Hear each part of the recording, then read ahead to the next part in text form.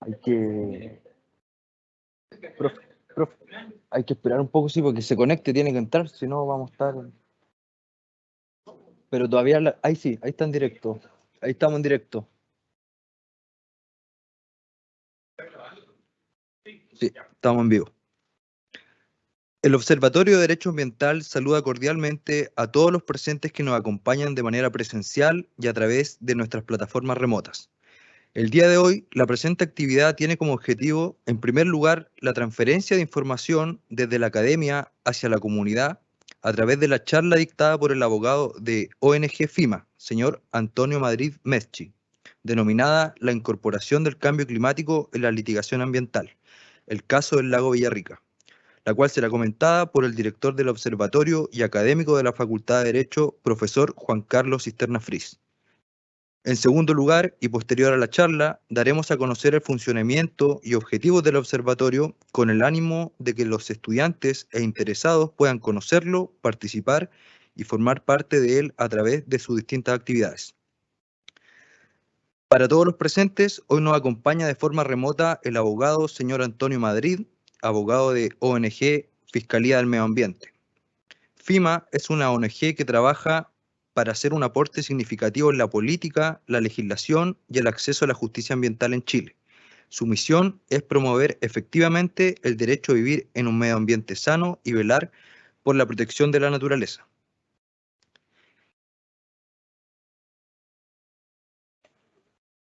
Señor Antonio Madrid, agradecemos su participación que nos acompaña el día de hoy. Puede comenzar su presentación denominada La incorporación del cambio climático en la litigación ambiental. Si nos está escuchando, puede comenzar.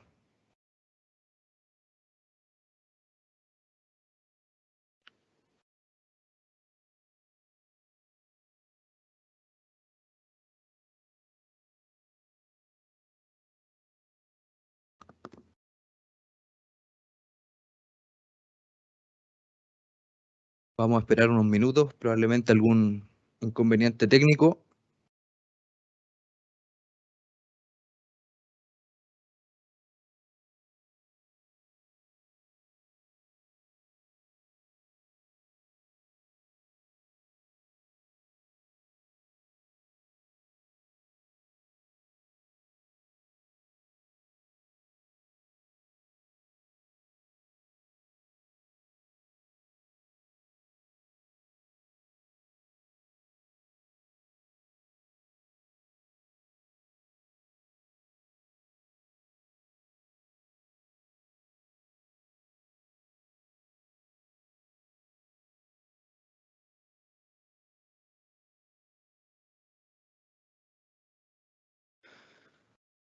Director, ¿le parece que comencemos con a lo mejor con la presentación del observatorio mientras el señor Antonio Madrid puede conectarse y nos contactamos con él?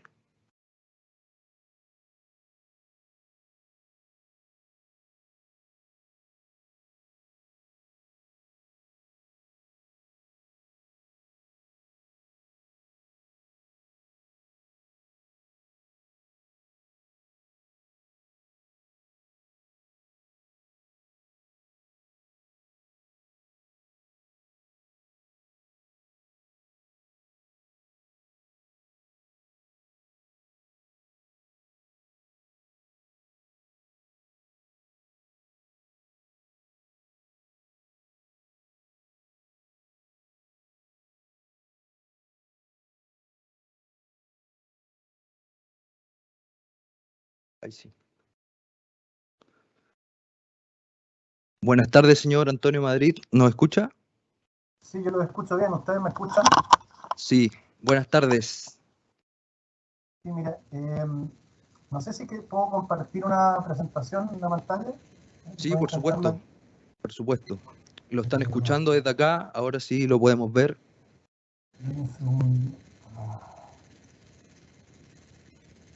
¿Ven la presentación ahí? Buenas tardes. Sí. Yo lo escucho.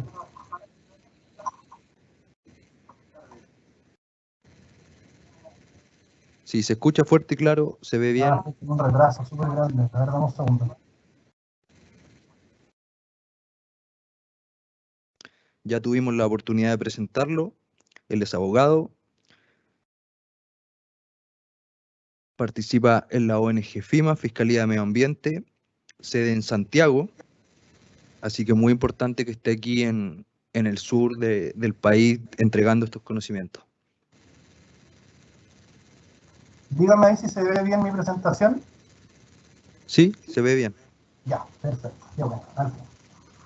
Bueno, muchas gracias por la invitación. Muchas gracias a todas las personas que nos están viendo. Si hay personas ahí en vivo, ya no las puedo ver lamentablemente, pero cualquier duda, consulta que se tenga, por supuesto, me la pueden hacer llegar a través del profesor. Y bueno, yo lo estaré respondiendo al final de la presentación. Esta presentación va a ser más o menos de manera cortita, un resumen, le anticipo, es a través del análisis de un caso en particular, ¿ya? Y vamos a ir viendo un poco cómo esta jurisprudencia asociada a la incorporación del cambio climático ha ido marcando una cierta tendencia, cuáles son los aportes que se hacen en este caso especial que yo voy a comentar, y cuáles son básicamente las alternativas de incorporación del fenómeno del cambio climático en la litigación ambiental. Primero, obviamente, hay que hablar un poco del contexto en el cual nos encontramos. Hay un contexto de una emergencia, ¿cierto?, climática, que es global, pero que también obviamente tiene expresiones locales, y eso es muy importante porque en general una excusa que se utiliza mucho para impedir, o que se ha utilizado mucho para impedir la incorporación del cambio climático en la evaluación de proyectos, tiene que ver con abandonar un poco a la idea de que, dado que las causas y los efectos del cambio climático se producen a escala global, no tendría mucho sentido abordarlos de manera tan específica como ocurre con la evaluación de proyectos de inversión, que son aquellos que ingresan al sistema de evaluación de impacto ambiental.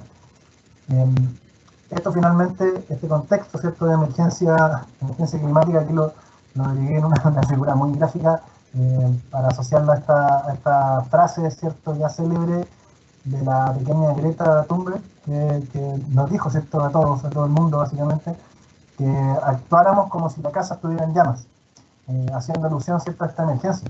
Ella decía incluso después de esa frase, porque efectivamente estamos en llamas en ese momento cuando ella dijo esa frase, estaban produciéndose incendios de gran escala en distintas partes del globo, y bueno, ya todos sabemos, ya no quiero ahondar en los efectos del cambio climático porque es algo que ya un poco se da por sentado, ¿cierto? Y que además ya hay un consenso científico global, por un lado, de la realidad de este fenómeno, a pesar de que hay ciertas voces negacionistas incluso todavía, pero ya hay un consenso global y científico mayoritario 100% respecto de que este es un fenómeno real que existe y que además la principal causa del fenómeno del cambio climático es la actividad del ser humano. Obviamente no es la única, pero sí la principal y sobre todo, ¿cierto?, que se manifiesta a través de los gases de efecto invernadero que son que nosotros siempre emitimos a la atmósfera. Entonces, considerando este contexto global, como les decía, también es importante tener la conciencia de que este fenómeno sí tiene expresiones a nivel regional y a nivel local, como vemos aquí en América Latina. Son proyecciones estas de que se hizo un informe de la CEPAL del año 2015, en general asociándolos a los efectos climáticos y también para las distintas áreas económicas que podrían tener impacto. Esto ya de manera más específica en cuanto a Chile, esto es un informe del año, del año 2012, también de CEPAL, ya más específico del país, que por un lado, este es un gráfico que me encanta, que por un lado muestra distintas proyecciones. Si pueden ver acá arriba, dice 2010, 2040, 2040, 2070, y va mostrando más o menos cómo va a variar por tramos geográficos, ¿cierto? Norte Chico, zona central, etcétera, ya sea con un aumento de las temperaturas o un aumento de las precipitaciones o viceversa, una descenso de la temperatura y un descenso de las precipitaciones. Y acá al lado, en esta simbología que aparece, ¿cierto?, también son los efectos que va a tener en las distintas áreas económicas. Obviamente, este es un informe solamente, y los impactos del cambio climático, lógicamente, no solamente se expresan en una cuestión económica, sino que son sociales, son políticos también. ¿Para qué hablar de la crisis migratoria y climática que vamos a empezar a presenciar y que ya de hecho ya estamos comenzando a vivir, ¿cierto?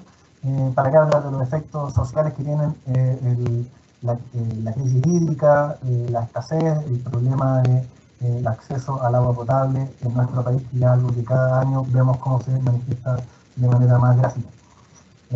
Ese es el contexto nacional, solo por mencionar algunas cosas dentro del marco normativo nacional internacional.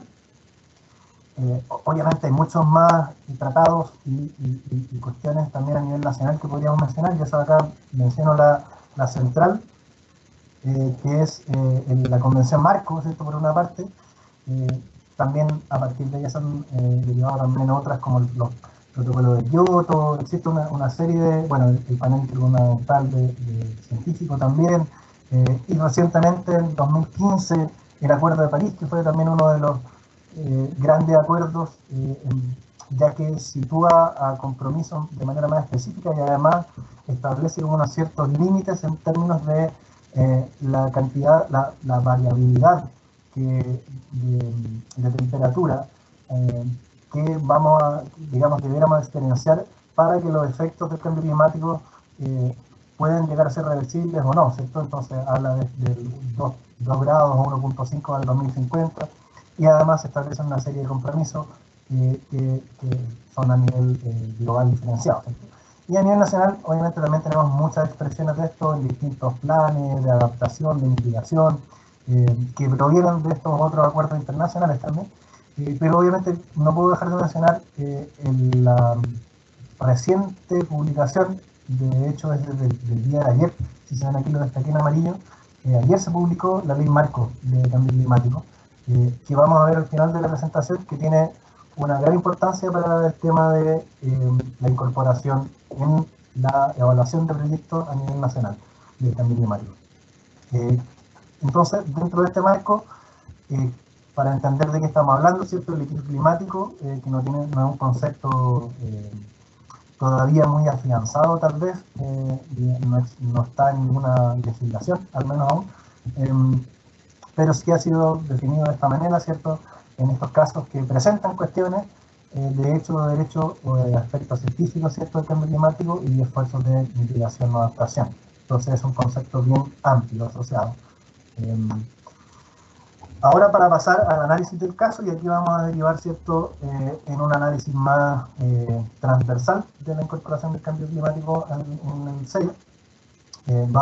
Voy a contarles primero de qué se trata este caso del cual yo como abogado y como parte de ONG CIMA, en conjunto con el trabajo que hacemos con la Municipalidad de Pucón, fuimos parte reclamante. Y bueno, inicialmente fuimos también de los solicitantes de invalidación. Este caso, es el sector de La Poza, para quienes me ubican por acá, Lago Villarrica, la orillita de la entrada de la ciudad de Pucón. Se trata, ¿cierto?, de lo que llamaron aquí un proyecto de hermoseamiento del borde del lago, que es esta parte donde se puede ver esta vegetación aquí ribereña y tipo humedal, que está en el sector de La Poza, que bueno, está próximamente a declararse también humedal urbana. Se quería hacer un área de assolamiento de embarcadero para asociarse a estas construcciones y este edificio nuevo que se estaban haciendo en el lugar. Se ingresa el 14 de diciembre de 2018 al SEIA, y ahí está lo que contemplaba construirse, 741 metros cuadrados al borde del lago Villarrica, que tuvo la calificación favorable el 28 de noviembre del 2019, respecto de la cual la Municipalidad de Pucón, asesorada por ONG CIMA, la Unión Comunal de Juntas de Vecinos y otros habitantes de la comuna, solicitamos la invalidación, la cual fue rechazada, cuestión por la cual posteriormente se presenta entonces una reclamación del artículo 17, número 8 de la ley 20.600, la ley de tribunales ambientales, en el Tribunal Ambiental de Valdivia, ¿ya? Y a propósito de esa acción de la reclamación es que se dicta la sentencia que vamos a analizar.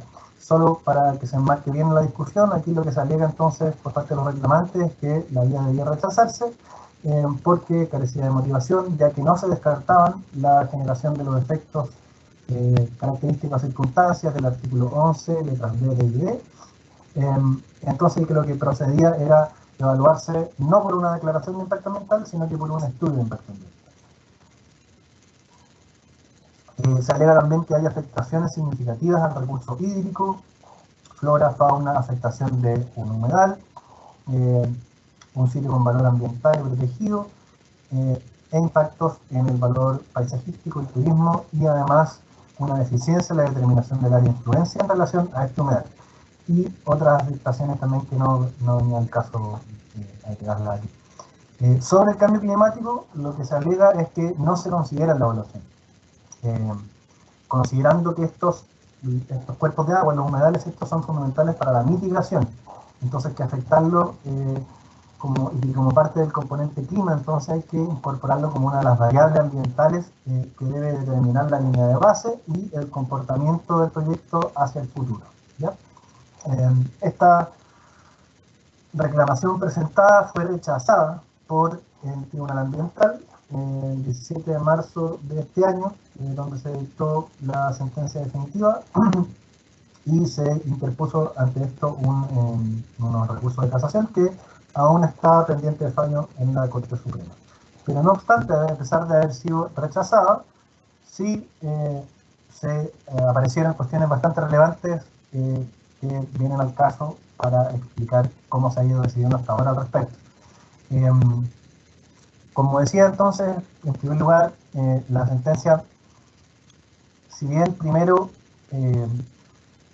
¿cómo decirlo?, mantiene un criterio que se ha ido sosteniendo hasta el momento por los tribunales ambientales de decir que es correcto, que no existe un deber explícito, textual en la ley, de incorporar el cambio climático en la evaluación de impacto ambiental.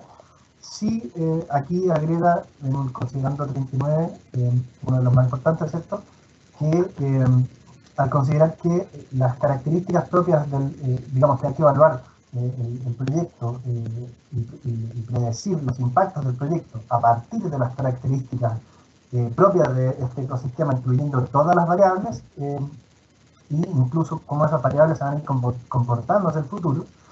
Entonces, y esto además debe hacerse en su condición más desfavorable, que esto es una cuestión que no es una cosa que le ocurre al tribunal, sino que es un requisito que aparece en la ley y el reglamento.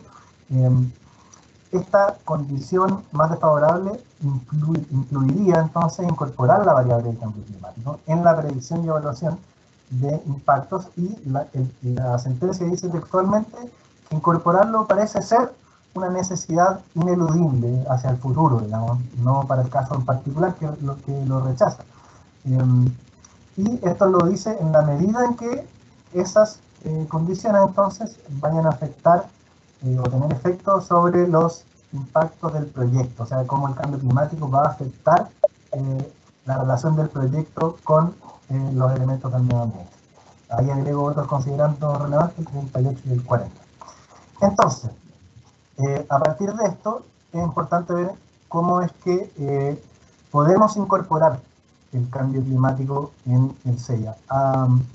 Aquí hay no sé si lo verán bien todos ahí, pero hay un gran esquema que hice acá, que básicamente parte de dos alternativas grandes, que son, por un lado, cómo los efectos del cambio climático impactan sobre los proyectos, ¿ya?, y la correcta determinación, predicción y evaluación de los impactos de estos proyectos. Y por otro lado está cómo los proyectos generan un impacto sobre el cambio climático. Ya son dos grandes maneras de entenderlo en primer lugar. Dentro de la primera de estas alternativas, de cómo el cambio climático va a afectar a los proyectos y por lo tanto hay que considerarlo en su evaluación, está lo que parte de la doctrina ha presentado como una posibilidad más específica, que es incorporarlo como un riesgo, ¿ya? de incorporarlo como un riesgo, por un lado, o bien como un elemento, bueno, no, primero vamos a hablar sobre eso. Sobre considerarlo, incorporarlo como un riesgo significa incorporarlo entonces en la posibilidad de que cuando uno establece este plan de prevención de contingencias y emergencias, es decir, uno establece cuáles pueden ser las situaciones en el futuro, en la vida útil que va a tener este proyecto, que ocurran, incorporamos la posibilidad de que los cambios en el medio ambiente que produzca el cambio climático tienen que ser parte de ese análisis, y tienen que ser parte entonces del plan de prevención en cuanto a las contingencias que pueden provenir de esos cambios que se produzcan en el futuro. Y por lo tanto tienen que ser parte del plan de contingencias y también de emergencias. Además, los autores que postulan, ¿cierto?, que debe incorporarse como un riesgo, no solamente dicen que puede incorporarse como en el plan de prevención, sino que también como una causal para la institución de la revisión de las RCA, ¿ya? Esto a través del artículo 25.15, que es cuando se establecen, digamos, cuando el proyecto ha ido avanzando y ocurren cambios, ocurren variaciones que no estaban contempladas en la RCA que fue aprobada el proyecto, entonces podría ocurrir que se solicite, digamos, la revisión de esa RCA. ¿Ya? Entonces el cambio climático aquí se integraría como una causal para esta revisión, en caso de que se vayan a afectar variables que no hayan sido previstas previamente en la RCA del proyecto. Esa es una alternativa. No es la del caso, no es la que se postula en este caso, porque lo que se postula a través de esta sentencia, a pesar de que, como digo, no se acepta para el caso particular, es incorporarlo como una variable o un elemento del medio ambiente para considerar la definición misma y la predicción de los impactos del proyecto, ya no como un riesgo, sino que cuando estamos haciendo la predicción y evaluación, tenemos que incorporarlo en ese procedimiento, ¿ya? Eso es lo que sugiere el tercer tribunal ambiental en esta sentencia, en análisis, y entonces dice que ya que el cambio climático, por ejemplo, va a producir una variación en la meteorología, en la precipitación, en la disponibilidad de agua, todas esas cosas tienen que evaluarse en la medida que tales condiciones tengan un efecto sobre los impactos del proyecto. O sea, si el proyecto sigue funcionando y tomamos en consideración todo eso, los impactos no van a ser los mismos los del proyecto. Entonces, tienen que incorporarse en esa predicción y en esa evaluación, que es básicamente el sistema de cómo funciona el sistema de evaluación de impacto ambiental. Esto es lo que pretende hacer, es justamente predecir y evaluar los impactos de un proyecto a partir de considerar ese análisis, digamos, se hace considerando el área de influencia del proyecto, que se levanta a través de esta línea de base, ¿cierto?, que incorpora, por ejemplo, dentro del medio físico, la atmósfera y los cambios que se produzcan en términos climáticos, por ejemplo, y que estos, como digamos, dentro de esta información que es levantada desde el área de influencia, cómo se impactan los objetos de protección de la ley. ¿Cuáles son los objetos de protección de la ley? Aquellos que están en el artículo 11 de la ley 19.300. La calidad de los recursos naturales renovables, la salud de la población, las áreas protegidas, etc. Entonces, esa es la posición que sostiene el Tribunal Ambiental en la sentencia. ¿Cuál es el problema de estas dos, o más bien la limitación, no un problema? La limitación que tienen estas dos miradas, que se enmarca dentro de esta mirada de cuáles son los efectos del cambio climático sobre los proyectos, es que deja de lado qué puede ocurrir con un proyecto sobre el cambio climático. O sea, este proyecto en particular, ¿va a afectar negativamente el cambio climático o positivamente? Entonces, ¿qué significa esto? Significa, en síntesis, elevar el cambio climático a un objeto de protección del CEIAT, a uno de los elementos que deben protegerse de los que se establecen en el artículo 11 de la ley que recién mencionaba.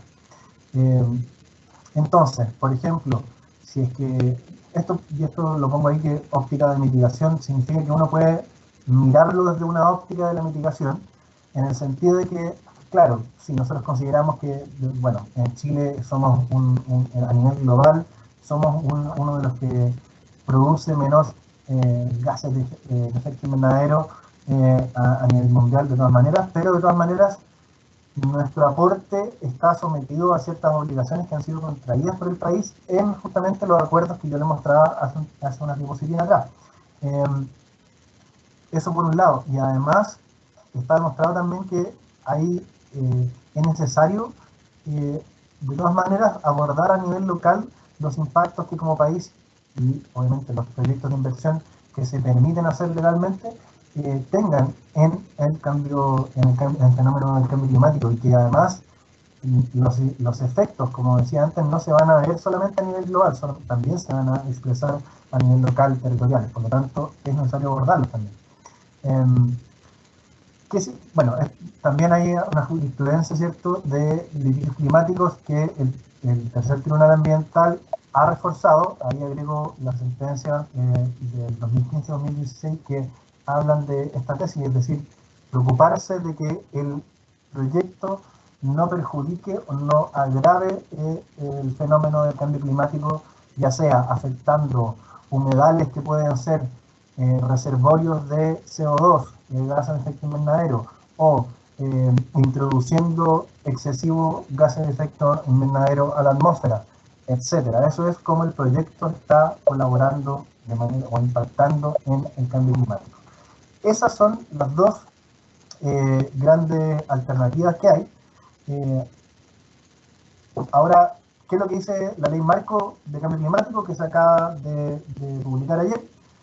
De alguna manera zanja esta discusión, pero igual la zanja sin incorporar esta mirada bidireccional, como se le llama, ¿cierto? Porque ¿qué es lo que dice? Dice en el artículo 40, los proyectos que se sometan a la evaluación de impacto ambiental de acuerdo a la ley considerarán la variable de cambio climático en los componentes del medio ambiente que sean pertinentes. O sea, la consideran, como yo decía, como esta primera rama, ¿cierto?, de cosas, como una variable, como justamente como el tribunal lo ha estado diciendo, por una parte, como una variable del cambio climático, y luego en el inciso 3 del mismo artículo dice que la variable del cambio climático debe ser considerada para efectos de lo dispuesto en el artículo 25 quintos, es decir, para la revisión de las RCA cuando hay un cambio en las variables que existieron al momento de la aprobación de esa RCA. Entonces, bueno, y también acá en el artículo, en uno de los últimos artículos de la ley que se refiere a las modificaciones legales que establece la ley nueva de marco de cambio climático, hay una modificación a la ley 19.300. Entonces, cuando en el artículo 12 se habla de que la evaluación consta de una predicción y evaluación de los impactos, y de las eventuales situaciones de riesgo, esta incorpora también los efectos adversos del cambio climático sobre los elementos del medio ambiente. ¿Ya? Entonces, de todas maneras, acá, como digo ahí, mantiene esta lógica unidireccional de análisis. ¿Ya? Solamente está considerando el impacto del cambio climático sobre los proyectos y no en el sentido contrario. Hay otro proyecto de ley que igual busca también modificar la ley 19.300 que todavía está en tramitación, está en su procedimiento trámite constitucional, que sí incorpora básicamente una nueva letra en el artículo 11 de la ley 19.300, cuando se refiere entonces a los objetos de protección que yo les decía antes, tal como la calidad del agua, digamos que afecte la salud de la población. Aquí se agrega una letra G que dice que contribuye al fenómeno del cambio climático. Es decir, cómo el proyecto va a afectar negativamente el fenómeno del cambio climático. Eso ya es un cambio de edad. Antes de terminar, decir también que hay un informe que fue encargado por el CEA, que justamente aborda estas dos miradas, estas dos formas de abordar la incorporación del cambio climático en la evaluación de impacto ambiental, y recomienda que se incorporen ambas, ¿ya? Incluso hace una descripción bastante pormenorizada de cuáles son las formas que requerirían cambios legales y cuáles no, cuáles pueden simplemente basta un cambio de gestión o disposición institucional para incorporarlo, que serían permitidos dentro de la legislación actual y la Constitución. Y yo, bueno, también recomiendo mucho mirar ese informe. Eso, sí. Un poco rápido para estar dentro del tiempo, espero que se haya entendido todo. De todas maneras, ahora tenemos un espacio de conversación con el profesor. Bien, agradecemos la intervención del abogado Antonio Madrid. A continuación, escucharemos los comentarios del abogado Juan Carlos Cisterna Fris, académico de la Facultad de Derecho, magíster y doctorando en Derecho, Gobierno y Políticas Públicas de la Universidad Autónoma de Madrid.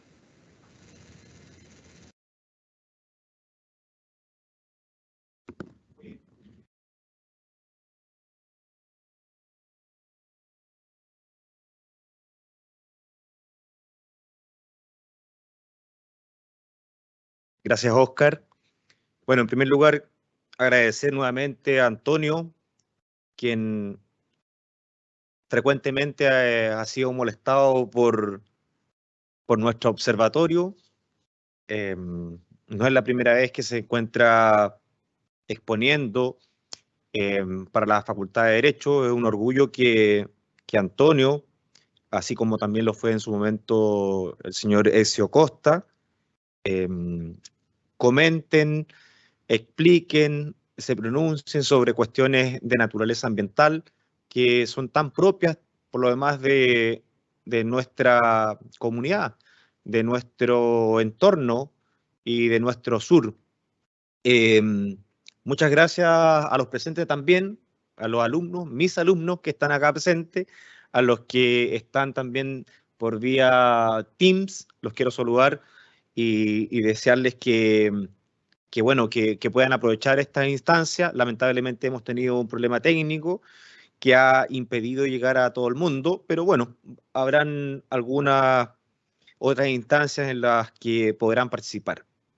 Quiero ser bastante breve y comentar lo siguiente. Sobre todo porque acá principalmente tengo alumnos de Derecho Procesal, explicarles en qué consiste un proceso jurisdiccional de naturaleza ambiental, ¿ya? En primer lugar, existe un órgano judicial totalmente distinto al que ustedes conocen. Un órgano judicial que se compone de 3 ministros, donde uno de ellos es una persona que no es abogado, sino que es un experto en ciencias, ¿ya? Puede ser un ingeniero o un biólogo, y tenemos 3 tribunales ambientales en nuestro país. Existe en la propuesta de nueva constitución la posibilidad de que estos tribunales estén presentes en las regiones, en todas las regiones de nuestro país. Pero hasta el momento tenemos un tribunal con sede en Antofagasta, otro en Santiago y el otro finalmente en Valdivia, donde está radicado este asunto del lago Villarrica. En materia de litigación ambiental, el destinatario de la acción, fíjense que al contrario de lo que ocurre en el derecho privado, no necesariamente es una persona natural o una persona jurídica particular. Puede perfectamente, como es el caso, producirse una reclamación, ¿ah? En nuestro ordenamiento jurídico existen muchos órganos de la administración del Estado que tienen competencias especiales y en contra de dichos actos administrativos de esos órganos se puede reclamar. En este caso, el acto de naturaleza ambiental es reclamable previo agotamiento de la vía administrativa ante el tribunal ambiental correspondiente. Entonces, como se trata de un proyecto inmobiliario, ese tipo de proyectos, por tener alguna injerencia en el medio ambiente, tiene que pasar por una evaluación ambiental, ¿ya? Esa evaluación se realiza ante el Servicio de Evaluación Ambiental, que es un servicio público, un órgano de la Administración del Estado. Y finalmente, quien aprueba estos proyectos es la Comisión de Evaluación Ambiental a través de un acto administrativo terminal, ¿ya? Una especie de sentencia definitiva, en lo que sería en un juicio ordinario o sumario, ¿ya? La resolución de calificación ambiental. Y en contra de esta resolución de calificación ambiental se puede pedir su invalidación. Para el caso que ha explicado muy bien Antonio, la autoridad administrativa se pronunció favorablemente, ¿ya? Calificó favorablemente y autorizó. Es una especie de permiso ambiental para la construcción de esta especie de muelle, ¿cierto?, de asolamiento, por así decirlo, recreacional para la gente de Pucón, para sus turistas y visitantes. Bueno, justamente se presenta la reclamación ante el Tribunal Ambiental, se le da la tramitación de rigor y se dicta la sentencia definitiva, ¿ya? Por la cual se rechaza la reclamación. Fíjense que en estos casos las sentencias definitivas son directamente impugnables por el recurso de casación en la forma y en el fondo, ¿ya? Aquí las cuestiones más relevantes no se conocen por la Corte de Apelaciones, sino por la Corte Suprema, donde verifica justamente si hubo una infracción, por ejemplo, a la motivación del acto administrativo, lo que sería el principio de fundamentación para nosotros, o bien una infracción a las reglas de la sana crítica, ¿ya? En el caso particular, se añade un componente extremadamente relevante. Son de aquellos componentes que dicen relación con juicios de naturaleza científica, ¿ya? El cambio climático justamente es una cuestión, un elemento de carácter científico. Y coincide esta charla y esta actividad con la dictación de la ley marco, con la publicación de la ley marco el día de ayer, y el día de hoy día se publicó otra ley, una ley bastante pequeñita, que dice relación con el reconocimiento de los desastres socionaturales a propósito del maremoto-terremoto de Valdivia del año 60, ¿ya?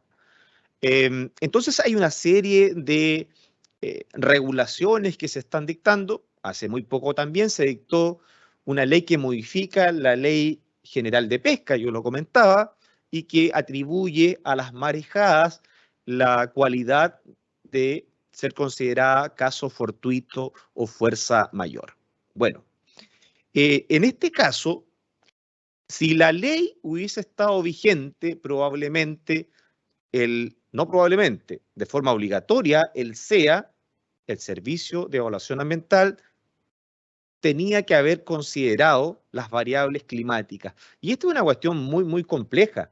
Dentro de los litigios climáticos, justamente, el factor científico y el estándar de prueba, el estándar de convicción que debe tener el tribunal es sumamente alto. De manera que las cuestiones litigiosas hacia el futuro, a pesar de que los tribunales ambientales ya se han pronunciado en alguna ocasión, y la Corte Suprema también, acerca de elementos de naturaleza climática, creo que van a seguir aumentando en frecuencia, en intensidad y en exigencia.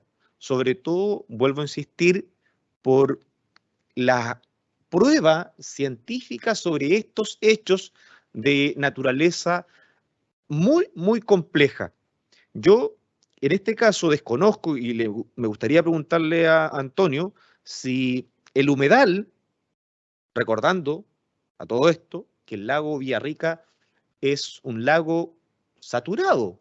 Recordemos que a partir del año 2013 se inició un proceso de descontaminación. Primero se declaró saturado el lago, luego hay un proceso, un plan de descontaminación que se dice tiene una duración de por lo menos 15 años, imagínense.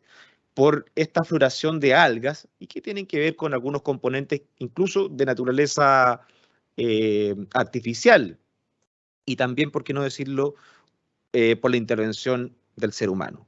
Entonces, yo, para comentar este tipo de sentencias, me gustaría primero saber una información que no tengo, y es si es que, le pregunto directamente a Antonio, si es que el humedal que se comenta respecto a este caso fue declarado como un humedal, digamos, a través de la Convención Ramsar. ¿Y qué influencia podría tener eh, ese elemento en la resolución del caso, recordando que se encuentra, como bien lo dice Antonio, en la Corte Suprema para la vista del recurso de casación? Antonio. Sí, no. La Convención Ramsar, para los que no nos conocen, ¿cierto? Una convención que, por la importancia que tienen los humedales como sitio, sobre todo de migración de aves, la importancia que tiene para la biodiversidad, la importancia que tiene para la mitigación del cambio climático, ¿cierto? Establece una protección que es general, por una parte, para los estados, un deber de protección para los estados, que es general por una parte y que es específica por otra. El deber general es que todo humedal debiese ser protegido por el Estado, ¿ya? Independientemente de su declaración de humedal de un sitio Ramsar en particular, que es la segunda categoría, o no. Y esa segunda categoría entonces son aquellos humedales que están listados como sitios Ramsar, que en Chile son solamente 9 hasta el momento. Este humedal no forma parte de esos 9. Pero ya hay jurisprudencia de la Corte Suprema que ha dado cuenta de este deber general de protección de los humedales, no obstante no formar parte de estos sitios Ramsar. Y una cosa más importante, también existe una nueva figura de protección de humedales a nivel nacional, que es la figura de los humedales urbanos, ¿ya? Este proyecto, cuando se somete al sistema de evaluación de impacto ambiental, no afectaba, porque todavía no había sido declarado y aún no lo es, al humedal La Poza, entendiendo que aún no, recién ahora está en procedimiento de declaración de transformarse en humedal urbano, ¿ya? Y esa declaración, esta ley que establece esta nueva figura de protección, es muy relevante porque también ya es una figura que obliga de partida al ingreso de los proyectos que puedan afectar a estos humedales, que ingresen al sistema de evaluación de impacto ambiental, y obviamente la consideración de sus impactos va a ser mayor cuando se afecte este tipo de humedales. Incluso, solo para cerrar el punto con esto, actualmente se ha llegado más allá a decir que cuando un humedal no ha sido declarado todavía humedal urbano, pero está en vías de declararse, y se presenta un proyecto a evaluación, ese ya debe considerarse para efectos del ingreso al SEIA y de los impactos del proyecto como si fuera un humedal urbano ya declarado, ¿ya? No es, como digo, no es el caso, porque cuando el proyecto se sometió a evaluación ni siquiera estaba en vías de, pero solo lo comento porque es una figura de protección así de relevante incluso. Bien, muchas gracias, Antonio. Lo que me gustaría agregar es que en este tipo de actividades productivas, a ver, hay que hacer una distinción. Respecto de actividades de mayor entidad, el ingreso de un proyecto se realiza a través de un estudio de impacto ambiental. En el caso que estamos comentando, sin embargo, ingresó mediante una declaración de impacto ambiental, según lo que tengo entendido. Eso obviamente genera una diferencia en cuanto a la tramitación. Fíjense que ante el SEA se produce justamente una tramitación de naturaleza administrativa. Hay un procedimiento administrativo. De los más de 150 procedimientos administrativos que existen hoy en Chile, este es uno de ellos. Y la importancia para ustedes finalmente es que a partir de este procedimiento administrativo, puede devenir un procedimiento jurisdiccional de carácter especial, ¿ya? Entonces, ¿por qué es importante distinguir entre el ingreso de un proyecto mediante declaración o estudio de impacto ambiental, por lo que ustedes conocen como participación ciudadana? ¿Qué rol tiene la participación ciudadana, entendiendo que hay una ley incluso especial, la ley 20.500, que se refiere a la participación ciudadana? Y en el caso particular, la participación ciudadana debe considerarse para los efectos de resolver adecuadamente este procedimiento administrativo. ¿Para qué decir de el convenio 169 de la OIT en materia de consulta indígena, que también se encuentra y que debe ser considerado al momento de hacer o realizar esta evaluación? El profesor Faúndez, a quien ustedes conocen, ha planteado diversos escenarios de esta participación indígena, tal como lo dice la OIT, en época temprana, ¿cierto? No al interior ya del procedimiento, ni menos posterior a haberse terminado. De hecho, en algún momento, a los inicios de la entrada en vigencia de estos tribunales ambientales, muchos procedimientos administrativos se dejaron sin efecto, se anularon por no considerar la participación ciudadana como elemento del contencioso administrativo, en este caso ambiental. Bien, dicho esto, me gustaría conocer algunas preguntas, si es que existen algunas preguntas, al profesor Antonio Madrid o bien hacia mi persona.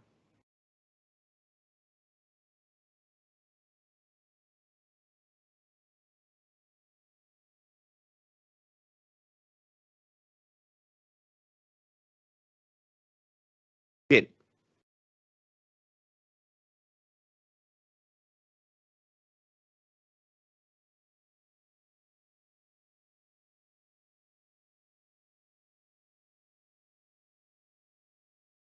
Bien, Antonio, ¿te puedes referir a ese tema? Al humedal. No escuché la pregunta, ¿se me la puedes repetir tú, por favor? Pregunta el estudiante, ¿cuál es el concepto de humedal que se encuentra en nuestra legislación? Sí, básicamente es el mismo concepto de humedal que está en la Convención Ramsar que mencionábamos antes. Si no recuerdo, tiene que ver con, o sea, si recuerdo bien, tiene que ver incluso con una cierta profundidad de las aguas, si no me equivoco, hasta los 6 metros de profundidad, que pueden ser aguas que están de forma permanente o no permanente, digamos, que se forman de manera natural y que tienen esta profundidad que es no más allá de 6 metros, ¿ya? Eso tiene otros elementos, no recuerdo en este momento exacto, pero hay una definición legal, efectivamente, y es básicamente un copy-paste de la definición que establece el convenio Ramsar sobre la humedad. Bien, gracias, Antonio. Yo quiero hacerte una pregunta, Antonio, dada tu expertise y, bueno, con la frecuencia que te encuentras litigando en los tribunales ambientales, te quería preguntar lo siguiente. ¿Qué tan complejo va a ser para los titulares de proyectos frente a esta ley marco, el procedimiento administrativo para lograr una evaluación positiva de su proyecto considerando los elementos del cambio climático? Sí, sin duda que eso no va a estar exento de dificultades, pero ya hay experiencias iniciales en otros países. Nueva Zelanda, si no me equivoco, Australia, hay algún país europeo, si no me equivoco, Países Bajos, Holanda, que ya están haciendo en este sentido la incorporación de la variable climática en la evaluación del proyecto.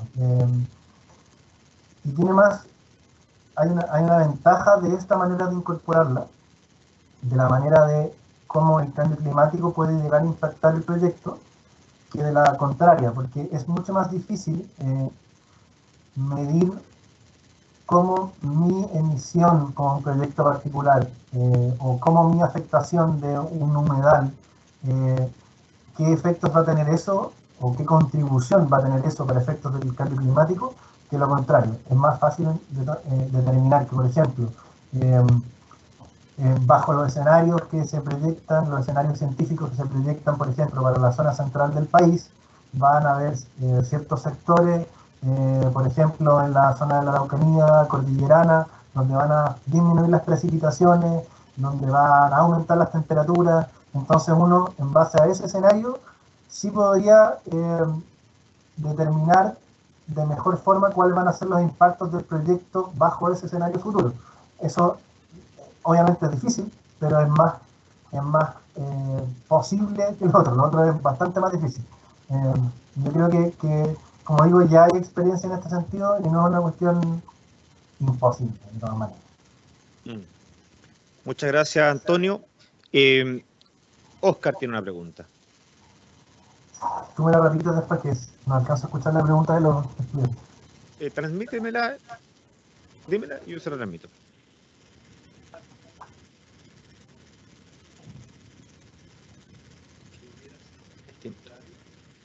Dice el estudiante que si la ley marco hubiese sido publicada antes de este conflicto del lago Villarrica, el resultado hubiese sido distinto. Si la ley hubiese estado publicada antes del... Sí, o sea, a ver, la ley no podría afectar, obviamente, la sentencia, porque, digamos, esto, digamos, tendría que haber sido publicada la ley antes de haberse sometido el proyecto a la evaluación de impacto ambiental, y en el proceso administrativo podríamos haber, si es que no hubieran hecho la inclusión del cambio climático, ahí nosotros en la solicitud de invalidación, en sea administrativa, sí podríamos haber tenido un éxito. Porque la ley ya lo hubiera hecho exigible y en este caso hipotético, ¿cierto?, no se hubiera hecho por parte del titular. Pero como esto no ocurrió, digamos, ya uno no puede exigir retroactivamente la aplicación de una ley, porque todos sabemos cómo funciona la aplicación de las leyes y su retroactividad. Bien, gracias, Antonio. Tenemos otra pregunta, a ver. Hola.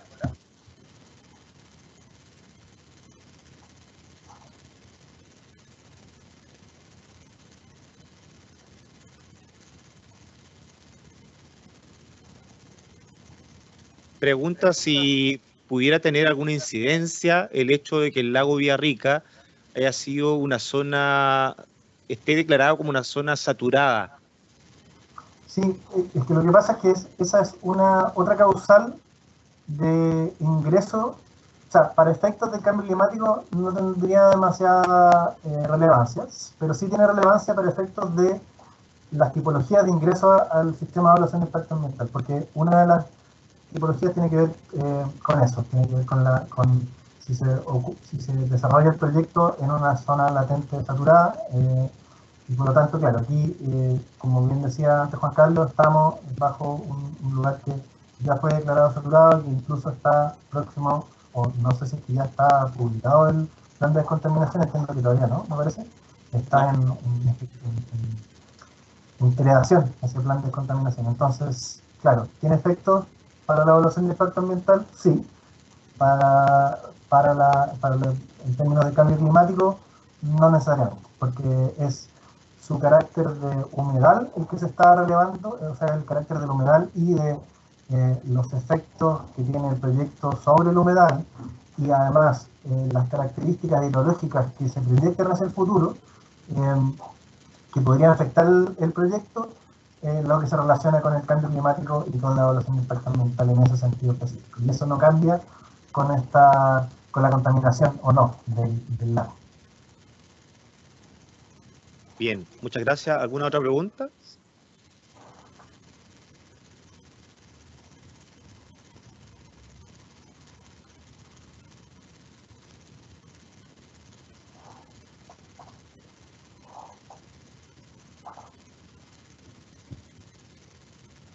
Pregunta sobre el uso del derecho real de conservación medioambiental.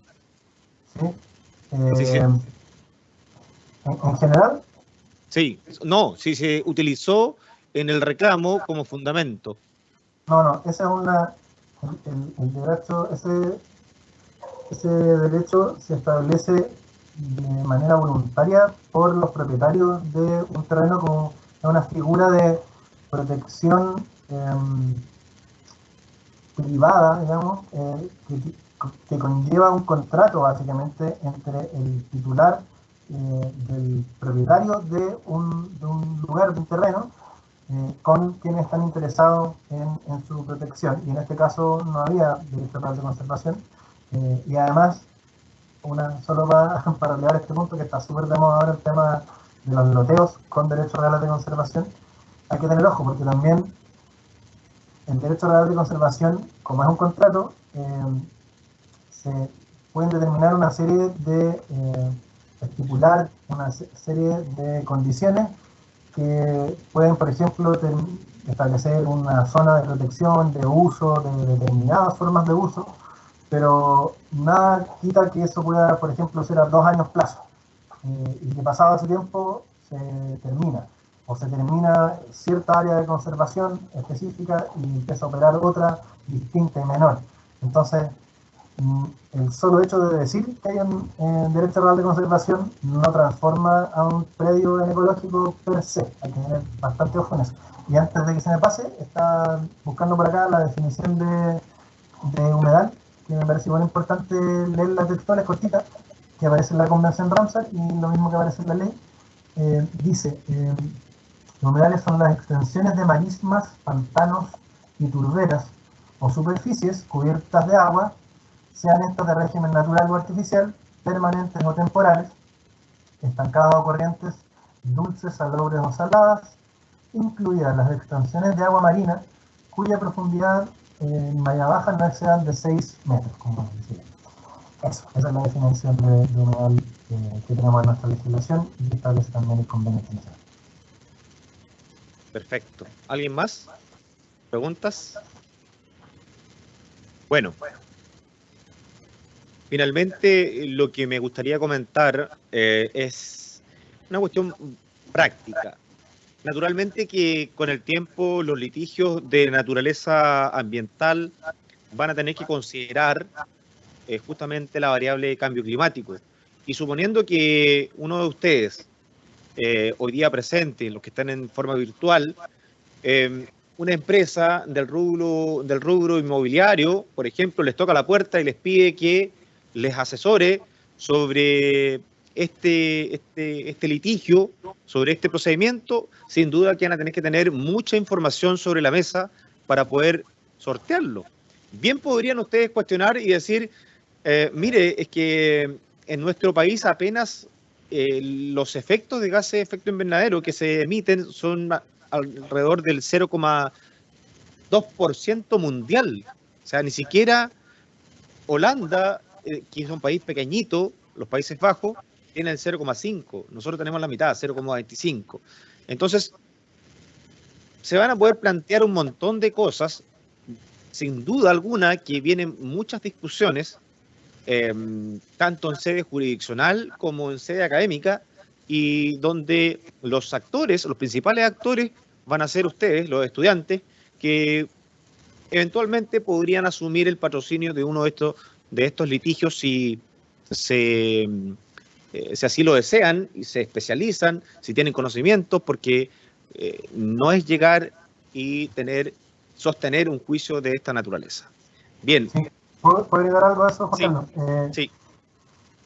Además de lo que ya menciona Juan Carlos, bueno, por un lado, equiparar esa baja mitigación que tenemos con la alta vulnerabilidad que tenemos como país. Ojo con eso, porque según lo que dice el panel de expertos intergubernamental de cambio climático, nosotros tenemos 7 de 9 de las características que transforman en un país invulnerable. O sea, somos altamente vulnerables a los efectos del cambio climático. Y por otro lado, además de que esta es una materia que está en crecimiento, no hay que olvidar y tener siempre en vista lo que está pasando con la muy probable nueva constitución que llegamos a tener, que, como comentó hace un rato atrás Juan Carlos, está la posibilidad de que aumenten por un lado los tribunales ambientales a uno por región, lo que es muchísimo. Actualmente son 3 solamente que actúan en macrozonas, sur, centro y norte. Y por otro lado está la creación de la Defensoría de la Naturaleza, una defensoría pública que también va a requerir una cantidad de trabajo, de gente, de profesionales, de técnicos gigantescos. Justamente para llevar adelante estos casos va a ser como para que se entienda, como la Defensoría Penal Pública, lo mismo, pero en materia ambiental. Entonces, trabajo y necesidad de gente en este tema hay, y va a haber mucho. Además, bueno, se van a crear agencias del agua, toda la institucionalidad asociada a lo sectorial ambiental que se viene con la nueva constitución también, o sea, hasta miedo a la cantidad de cosas que van a aparecer ahora. Exacto. Bien, quiero agradecer especialmente a Antonio, quien nuevamente nos ha acompañado en esta actividad del observatorio, y desde ahora en adelante, nuestro asociado, nuestro socio Oscar Laurel, les va a explicar muy brevemente, para que no se vayan, en qué consiste el observatorio, cuáles son sus principales divisiones y cuáles son los objetivos que nos hemos trazado.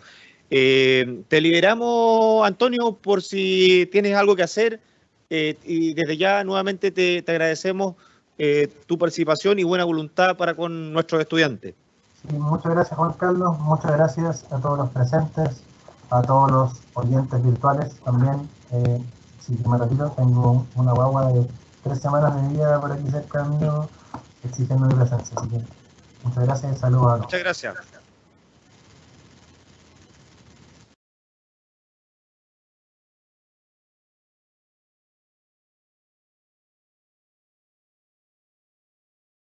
Bien, chicos, muchas gracias por estar aquí presentes. Vamos a tratar de hacerlo bien breve. Quizás tienen pruebas.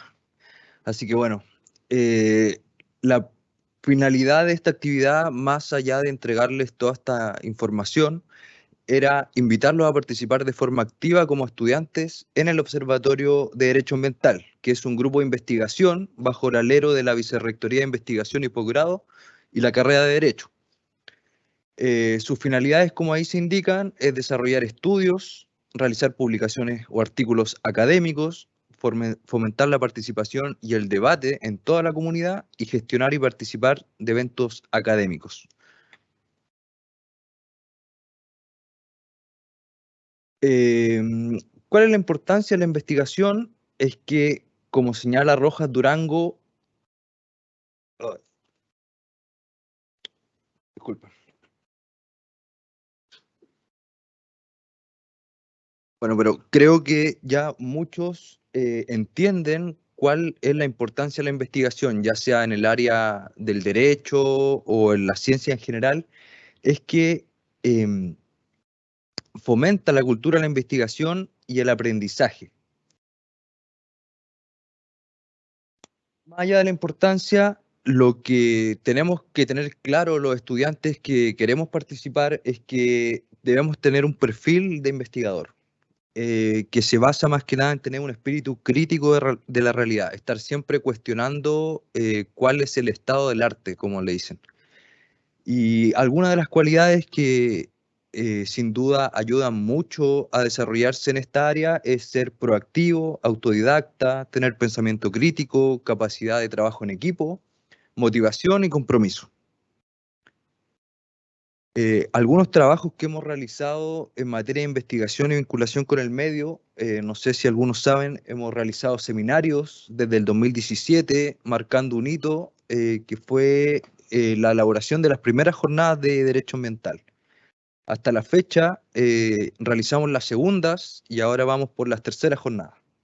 Hemos hecho diferentes conversatorios con autoridades y académicos que generan espacios de conversación con los estudiantes, talleres para acercar a los interesados a la investigación, cursos de capacitación que más allá de ahondar en la investigación es ahondar en conocimientos sustantivos, por así decirlo, conocimientos más técnicos sobre el área del derecho ambiental y la parte sectorial, que también son varios aspectos que, si bien no es de derecho ambiental, tienen mucha relación. Este curso fue muy importante porque fue un curso de actualización certificado en donde se certificaron a más de 60 alumnos, 70 al parecer, de diferentes sedes, Santiago y Talca también. Participamos en concursos académicos organizados por el ilustre Tercer Tribunal de Valdivia, en que logramos un segundo lugar realizando un comentario de sentencia. Hemos logrado convenio de trabajo con la Universidad Autónoma de Madrid y otras instituciones, y estamos dándole harto énfasis a la publicación de columnas de opinión, ya sea elaboradas por docentes o estudiantes. En síntesis, el trabajo que queremos realizar y para el cual lo estamos invitando es para realizar cualquiera de las actividades que tenemos acá. Elaboración de columnas de opinión, ensayos, boletines informativos, proyectos de investigación, una vez que podamos capacitarnos más, hacer seguimiento legislativo, comentarios de sentencia o incluso algunas tesis en ciencias jurídicas o derecho. Entonces, el director le entregó esa ficha para quienes estén interesados en participar de forma activa. Entendemos que no todos están insertos en la investigación, me incluyo, yo empecé en segundo de universidad, segundo voy en cuarto ya, y es un tiempo de aprendizaje que se va día a día ganando experiencia, ganando información. Y sin duda abre mucho las puertas el día de mañana cuando termine la carrera, cuando ya estén ejerciendo, esto ayuda bastante. Así que sin más, terminamos ya la actividad, esperamos que les haya gustado la charla y esperamos también que puedan integrar el observatorio y participar de forma activa a lo largo de lo que queda de año. Muchas gracias. Finalmente, chicos, que esto no es obligatorio. En serio, no es obligatorio. Ustedes pueden participar de este grupo de investigación, pueden participar del Observatorio de Ciberseguridad o del proyecto que tiene la profesora Michelle Azuaje o Derecho Indígena, pero la idea es que justamente tengan este interés por la investigación, porque no solamente les va a otorgar competencias especiales, sino que además se van a desarrollar precisamente como abogados competentes, abogadas competentes que se van a poder desempeñar en cualquier ámbito del derecho, que va a ser una necesidad en el futuro. Porque, vuelvo a insistir, con el tiempo y el momento que ustedes egresen y se titulen, las necesidades van a ser múltiples. Desde un contrato de arrendamiento, como yo siempre explico en clase, hasta litigios de esta naturaleza que son mucho más complejos. Entonces, para llegar a ese punto de intervención, tal como decía Oscar, ustedes requieren de un proceso de aprendizaje que no solamente se radica en la sala de clase con el estudio de los apuntes, de los textos, de los PowerPoint, sino que además con la posibilidad de que ustedes intervengan en este tipo de actividades, que planteen preguntas, que se cuestionen, que tengan pensamiento crítico, como decía la diapositiva de Oscar. Oscar comenzó, como usted, en segundo año, y ya tiene bastante experiencia en cómo dirigir este tipo de actividades. Hoy día, lamentablemente, por un tema técnico, no llegó el link. Ustedes vieron que llegó ahora recién, hace muy poco, pero se vienen muchas actividades, principalmente un concurso nacional de comentarios de sentencias, donde nosotros vamos a seleccionar a los que tengan interés. Fíjense que nosotros, el primer año que se lanzó ese concurso, solo después de la Pontificia Universidad Católica de Chile, obtuvimos el segundo lugar, y el tercer lugar fue la Universidad de Chile, con de verdad una muy buena presentación, y nuestros estudiantes, 3 estudiantes elaboraron un proyecto, una investigación bien interesante, fueron a Valdivia, nos invitó el tribunal ambiental, todo pagado, en el Trips de Valdivia, con su obsequio, un buen recuerdo, un bonito recuerdo, pero por sobre todo una extraordinaria experiencia. Una extraordinaria experiencia y además les regalaron libros, unos textos del comentario de sentencia y otros libros más que habían, ¿cierto? Estaban disponibles. Entonces, ya sea en este grupo de investigación, que es para ustedes, insisto, es para ustedes, o en otro grupo de investigación, traten de incorporarse. Yo sé que la pandemia ha limitado mucho este tipo de actividades, mucho, porque ustedes naturalmente se sienten un poco más agotados, ¿cierto? Las pruebas son muy seguidas y todo ese tipo de cosas. Pero créanme, este tipo de actividades les va a servir mucho para que vayan incrementando su capacidad cognitiva y su haber intelectual. Así es que quedan totalmente, cordialmente invitados. Cualquier cosita, ustedes saben mi correo y los que, bueno, no sé si estarán conectados aún, pero les pueden enviar un correo para transmitirles la ficha de inscripción con el área que naturalmente les interese. Cuando ustedes quieran. Cuando ustedes quieran. Si quieras, se puede ir. Nosotros tenemos prueba del día viernes. ¿Ustedes qué año están? No, yo estoy estudiando un magíster en la Universidad de Chile. Biología, ciencia biológica. Ya, pero no es abogado ni No. de área jurídica. Científico, completamente dedicado a la parte de ecología acuática. Eso es muy interesante. Como la ciencia, nosotros estamos acostumbrados a estudiar arte jurídico, pero en realidad el mundo va hacia otro continente.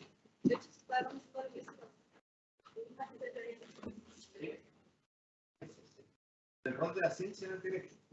Y como en este tribunal, que es de naturaleza mixta, existen ministros expertos en ciencia, dicho sea de paso, muy